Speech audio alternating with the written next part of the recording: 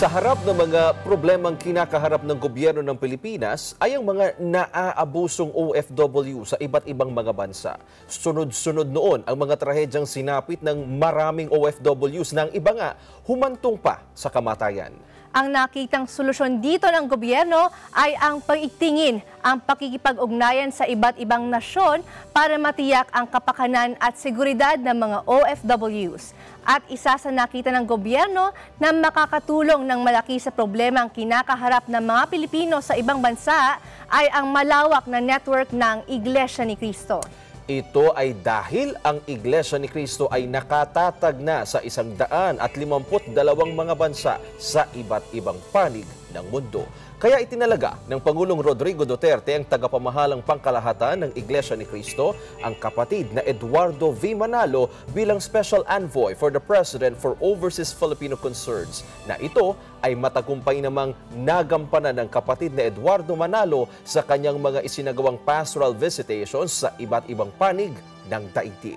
Ang buong detalye sa ulat ni Ailey Milio.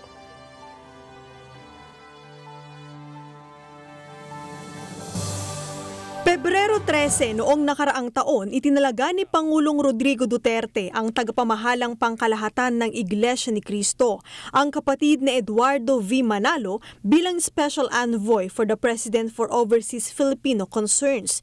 Ayon kay Attorney Harry Roque na siyang presidential spokesperson, noong panahong maitalaga ang kapatid na Eduardo V. Manalo bilang Special Envoy for OFW Concerns, may malawak na koneksyon ng tagapamahalang pangkalahatan ng INC sa maraming bilang ng mga Pilipinong nagtatrabaho sa iba't ibang bansa.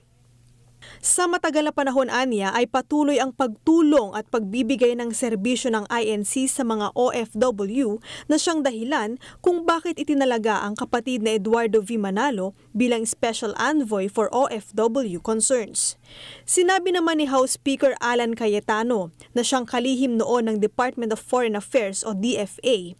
Isa pa sa mga dahilan ng pagkakatalaga kay kapatid na Eduardo V. Manalo bilang Special Envoy for OFW Concerns ay maraming mga kongregasyon ng INC sa iba't ibang panig ng mundo at ito ay dinadalaw ng ka-Eduardo sa kanyang mga isinasagawang pastoral visitations.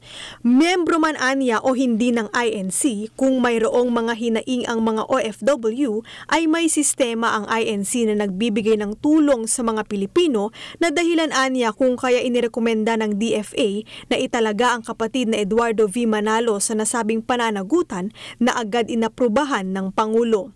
Sinabi naman ni Prof. Michael Charleston Xiaochua na ang kapatid na Eduardo V. Manalo ay may moral authority para maging Special Envoy for OFW Concerns na isaan niyang trabaho na hindi na kinakailangang tanggapin ng ka-Eduardo dahil ginagawa na niya ito.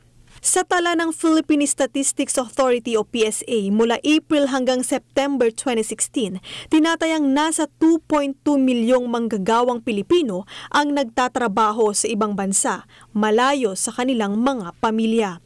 Kabilang sa nasabing numero ay ang maraming miyembro ng Iglesia ni Cristo. Bago pa man ang nasabing appointment ang tagapamahalang pangkalahatan ng Iglesia ni Cristo, ang kapatid na Eduardo V. Manalo ay regular nang bumabiyahe patungo sa mga kongregasyon ng Iglesia ni Cristo sa buong mundo para tignan ang kalagayan ng mga kaanib ng INC. Patuloy din na pinangungunahan ng tagapamahalang pangkalahatan ng INC ang mga aktibidad ng Iglesia ni Cristo para matulungan ang mga nasa komunidad, kaanib man sa INC o hindi, maging ang mga permanenteng residente at transient workers.